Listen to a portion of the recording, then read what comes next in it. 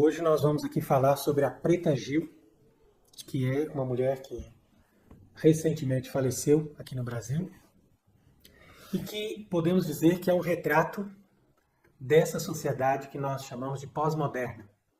Seria o seguinte, uma sociedade que já entrou na mentalidade moderna e que já assimilou todos esses valores e que agora leva isso às últimas consequências. Então quer dizer que isso seria o pós-moderno e hoje nós queremos aqui fazer um comentário justamente para mostrar o perfil da pessoa e como que a sociedade inteira se identifica com essa pessoa e faz dela, de certa forma, uma referência para as pessoas imitarem, para as pessoas seguirem. Então é como se formasse ali, pela mídia, uma propaganda em torno desses mitos que vão se tornando mais ou menos como os santos da Igreja Católica. Então a Igreja canoniza aquelas pessoas para que elas sejam imitadas e para que aquelas pessoas sejam referência na sociedade. Então a mesma coisa a mídia vai fazer no sentido de que as pessoas considerem que essas pessoas são exemplos.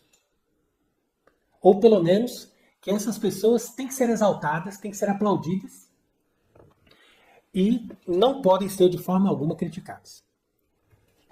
Então, nosso comentário hoje aqui não é no sentido de falar mal da pessoa, mas de apresentar o problema que está em torno dessa civilização e colocar essa pessoa aí como um exemplo de alguém que é vítima, de certa forma, desse pensamento moderno, dessa civilização, dessa maneira de conceber uma sociedade que é completamente diferente daquilo que a sociedade cristã sempre fez e sempre incentivou. Então, quem foi essa mulher que é apresentada aí como Preta Gil? Bissexual, ou, como ela mesma dizia, pansexual, praticante do paganismo, que é religião que eles chamam de religiões afro, de tendência espiritista, e que morreu de câncer. Então são três aspectos que estão sobre ela como uma espécie de marca do nosso tempo. Porque quando as pessoas se dizem bissexuais ou pansexuais, na verdade, é simplesmente alguém que não tem a graça de Deus e que se deixa levar por toda espécie de apetite da carne. A gente chama de apetites da carne, ou seja, de tendências de buscar prazeres de todas as formas.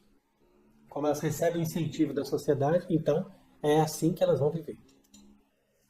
Depois vão procurar recursos nessas religiões pagãs, porque justamente o modelo da sociedade hoje e a forma como a própria Igreja do Vaticano II desenvolveu o que ele chama de ecumenismo, facilita para essas pessoas o recurso a todas essas falsas religiões.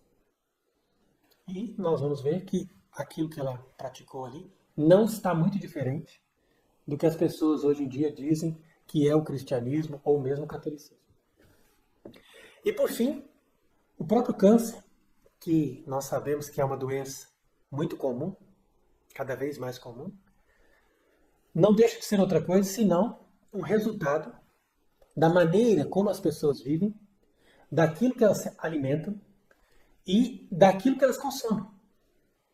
Então quer dizer que essa mulher, de certa forma, é alguém que foi prejudicada na alma, no corpo e na sua vida espiritual.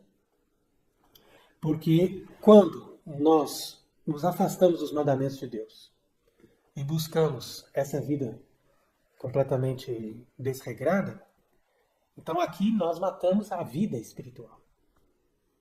Porque a pessoa começa a viver de uma forma puramente natural, buscando os prazeres, buscando a realização de uma vida natural, que não tem nada a ver com aquilo que nosso Senhor Jesus Cristo veio trazer para nós na perspectiva da salvação eterna.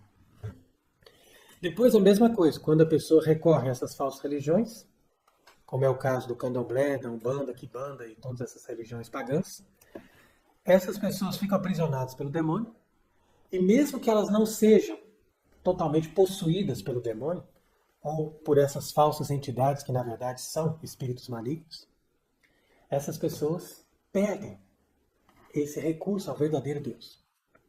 Então, mata também a vida da alma. E por fim, quando a pessoa, hoje em dia, consome normalmente os alimentos que são colocados na nossa mesa e consome, por exemplo, cigarros, outros vícios, outras coisas assim, então, claro que a pessoa vai acabar terminando com o câncer. Então, não é só um projeto que existe hoje em dia de matar a nossa fé, a nossa vida espiritual, a nossa relação com Deus, mas é um projeto também de matar o corpo, de destruir o ser humano completo. Então, como eu disse, nós podemos criticar a pessoa sem perder o respeito e podemos também mostrar o problema que está em torno disso. E o que chama a atenção é justamente o quanto que a sociedade se comove em torno de uma pessoa dessa. Claro que levado pela mídia. Mas as pessoas, de maneira geral, não conseguem ver o verdadeiro problema, não conseguem deixar de criticar no plano subjetivo, né? Ou seja, criticar a pessoa em si, mas considerar que o problema não é ela ou pessoas que vivem como ela, mas o problema é o que está no pano de fundo dessa sociedade que faz com que essas pessoas tenham esse tipo de vida, para que as outras pessoas também imitem esse modelo de vida. Então aí que está o problema. Então no caso agora, existe toda essa polêmica por causa desse padre Danilo César, lá do Nordeste, que veio ali denunciar o erro dessa falsa religião ali afro, mas foi ali um pouco, talvez, infeliz nos seus comentários, na medida que ele faltou respeito, e agora está sendo processado. Então quer dizer que é só isso que o mundo e a sociedade atual precisa para nos destruir. Que nós não tenhamos sensibilidade. Então quer dizer que não compensa também nós defendemos o catolicismo e defendemos a civilização cristã se a gente não tem a sensibilidade e o respeito pelas pessoas, por piores que elas sejam. Porque esse valor da sensibilidade, do respeito, da atenção, isso faz parte do cristianismo. Então é exatamente isso que a gente tem que aproveitar para fazer a nossa defesa, mostrando claramente a verdade, mas sem destruir. Quer dizer, sem chegar ali descendo a lenha, como as pessoas costumam dizer, porque é claro que isso daí vai causar também uma antipatia e o resultado final não é bom. Então, ao mesmo tempo que eu parabenizo o padre Danilo por ele ter tido um gesto de coragem para defender a fé, eu também faço questão de dizer que eu lamento que ele tenha colocado isso de uma forma assim, um pouco arrogante, um pouco desrespeitosa, e isso também não compensa. Então, por isso que a gente faz questão de fazer esses comentários aqui, essas conferências, colocar na internet, porque a nossa intenção é mostrar para as pessoas que nós estamos no meio de grandes mentiras, de grandes problemas, de situações muito graves, e nós temos que saber nos proteger. Nós temos que ter uma mentalidade católica para nós evitarmos todo esse combate que vem contra nós, mas nós sempre fazemos questão de mostrar para as pessoas que para nos proteger e para termos ali a defesa da fé, nós não precisamos agir com arrogância nem com desrespeito.